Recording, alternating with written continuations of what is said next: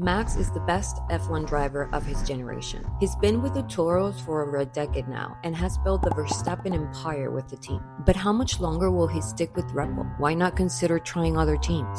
Numbers don't lie, the car matches his skill, the other driver's his second driver really, his feedback is law, Redbull's his... Since he stepped into an F1 car when he didn't even have a driver's license, by the way, he's been dominating, and doing so with the one team. Technically two teams, but you know they're under the same umbrella, so let's just say it's been Redbull all along. And what he's done with Redbull? Well, let's look at the positives before we get into the ugly truths. Numbers don't lie, and you may know this already, but it does play a big part in my argument, so just go with it. No.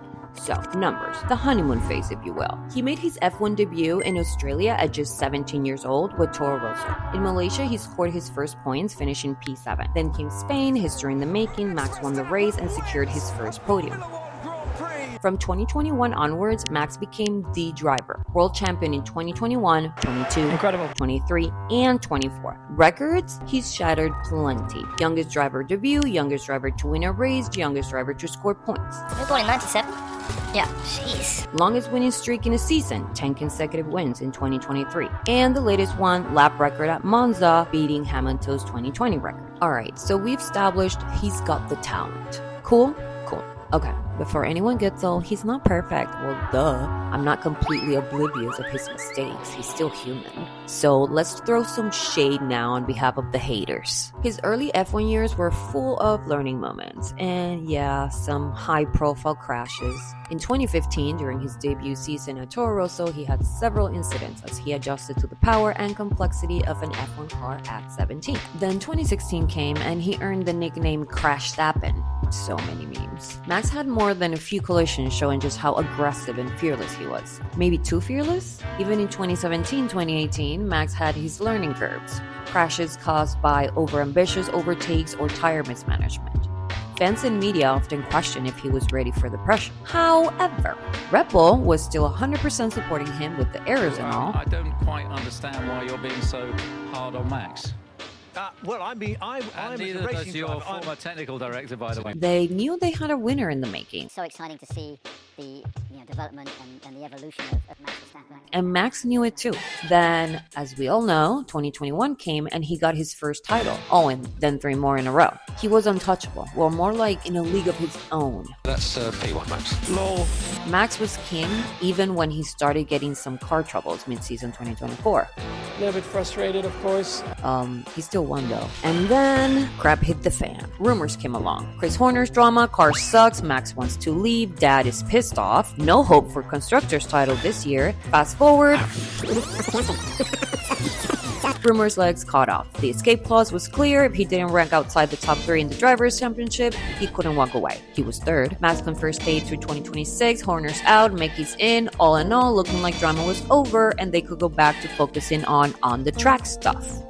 The car. Max's biggest supporter and one of his toughest critics saw he was a once-in-a-generation driver who could tame the unpredictable Red Bull car from day one. Red Bull's car, especially under Adrian Newey's design, was incredibly fast but notoriously tricky to drive. The RB19 and RB20 demanded extreme precision, aggressive cornering, and perfect car control. Any small mistake could cost tenths of a second or even cause a crash. The current car, RB21, under Pierre Watch's direction, redesigned to be more compliant, is still no picnic. And this is something even other top drivers have commented it on, as they wouldn't feel comfortable immediately driving the Red Bull. Tricky to get a nice balance that suits a lot of drivers, or suits any driver apart from Max. Its handling is highly sensitive to setup and driver input, requiring a unique combination of aggression, finesse, and adaptability.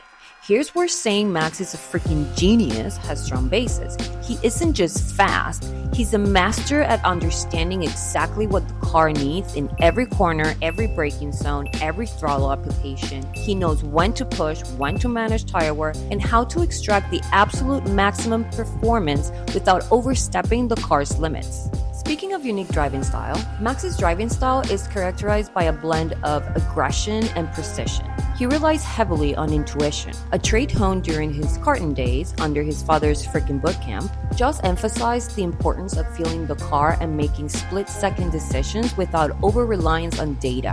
This approach has allowed Max to adapt quickly to various conditions and maintain composure under pressure. That's why he's often miles ahead of his teammates. And makes you think, this is not Red Bull's car, this is Max's car. He's the one the team is listening to when it comes to improvements. Forget simulations and data. Marcus stated it. The engineers are listening more and more to Max on how to make the car more predictable and drivable. And it's the right way. Okay, it may be unfair that the car is suited for Max and the teammate has to deal with it, but again, it's Max's playground. Other driver, more like second driver. Just look at the history of Max's teammates. Never at his level. Daniel Ricciardo, talented, got few podiums, but struggled to consistently match Max's pace in the Red Bull car.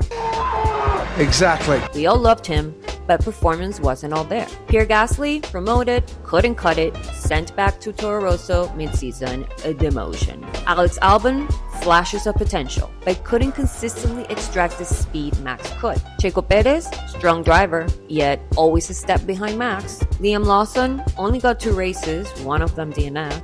Not really much to go by here, poor guy. Demoted, back to training grounds. None of them could combine the precision, control, and aggressive driving the car demanded. Only Max cracked that one. Not hating on them, they're great, chill. Where am I getting with that? Red Bull had to focus on Max, did it not? All eyes on the one bringing you the wins. He can handle the car, score the points, get the podiums, figuring out second seat, later. Just kidding.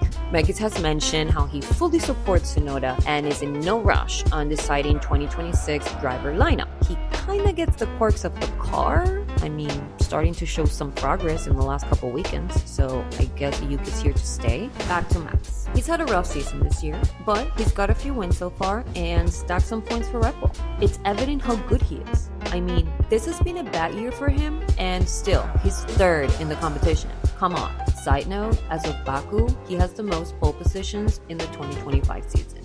So even when he's not leading the scoreboard, he's making noise. He keeps Red Bull in the conversations and competition on their toes. He keeps pushing. And what have we seen? His numbers are still amazing, considering, so all eyes still on him. Second driver never at his level. Well, Yuki seems promising though. Car's getting better, finally. How? The team is listening more and more to his input, proving his feedback is law. The team works for him. He built himself a freaking empire. Why on earth would he walk away from that? If you were Max, would you leave?